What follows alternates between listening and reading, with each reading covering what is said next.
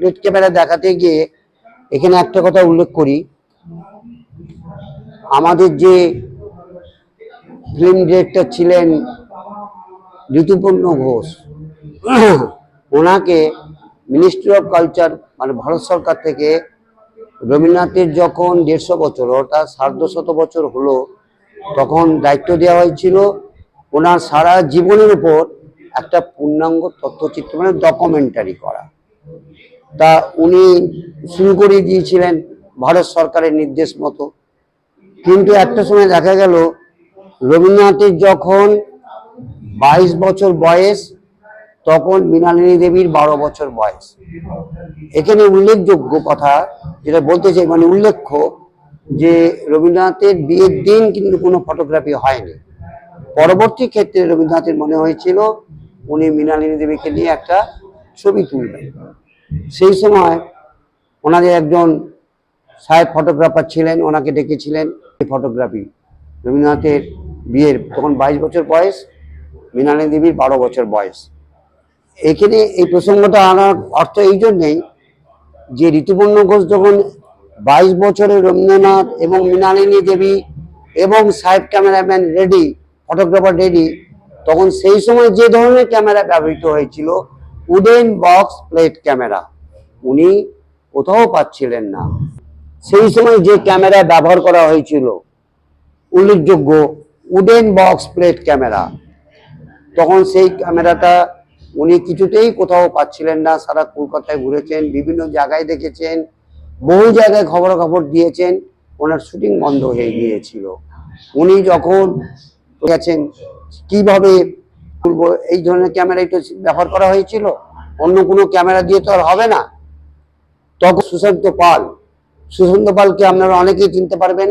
Shooting এর সময় ঋতুপর্ণ ঘোষ তখন উনি ওই যে বললাম 22 বছরের রবীন্দ্রনাথ, 12 বছরের মৃণালিনী দেবীকে উনি সিলেক্ট করেছিলেন তাকে দিয়ে করাবেন।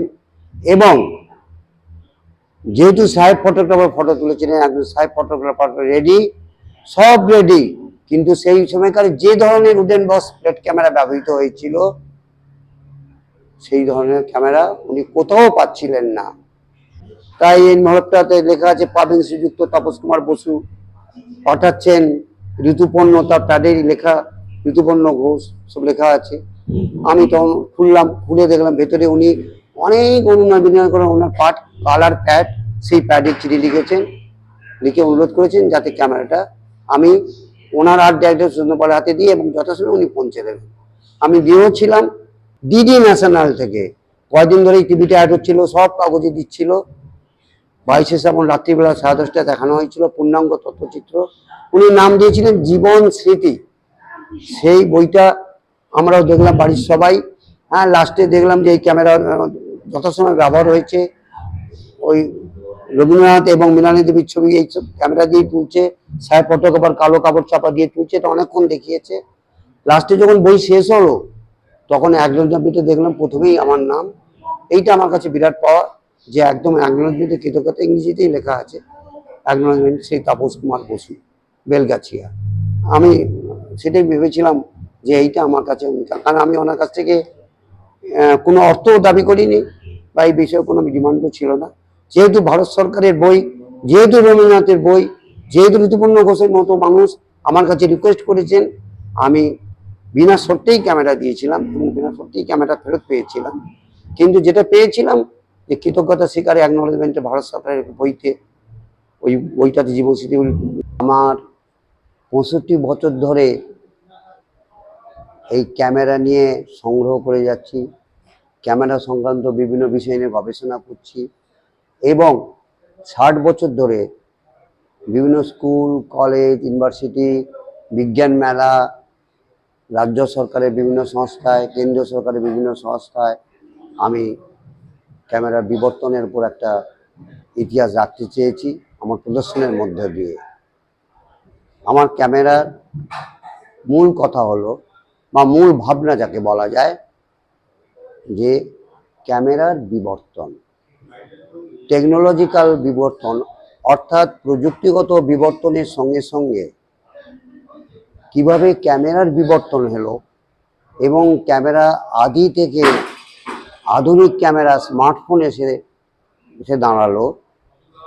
পরবর্তী ক্ষেত্রে ক্যামেরা যখন শুরু হয়েছিল তখন ক্যামেরার কিছু কিছু সুবিধা অসুবিধার মধ্যে দিয়েই মানুষকে ছবি তুলতে হতো, ফটো তুলতে হতো, খুব কঠিন ব্যাপার ছিল।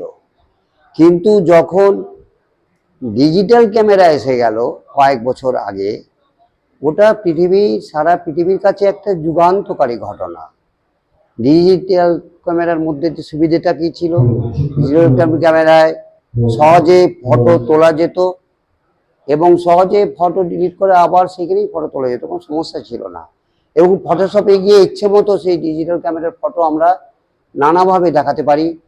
কোনো ব্যক্তি বা কোনো বিষয়কে ফটো তুলতে গেলে যদি পেছনে আমি সমুদ্র বা সাগর আনতে চাই এসে যাবে, যদি পাহাড় আনতে চাই পাহাড় আনা যাবে, যদি বন জঙ্গলের মধ্যে দিয়ে কাউকে রাখতে চাই তাও আনা যাবে।